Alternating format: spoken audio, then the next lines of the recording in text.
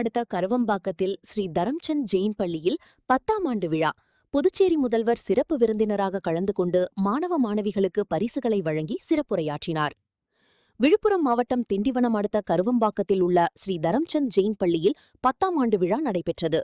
தாசப்த கனவு என்ற கருப்பொருளில் நடைபெற்ற ஆண்டு விழாவில் புதுச்சேரி மாநில முதலமைச்சர் ரங்கசாமி சிறப்பு விருந்தினராக கலந்து கொண்டு மாணவ மாணவிகளுக்கு பரிசுகளை வழங்கி சிறப்புரையாற்றினார்.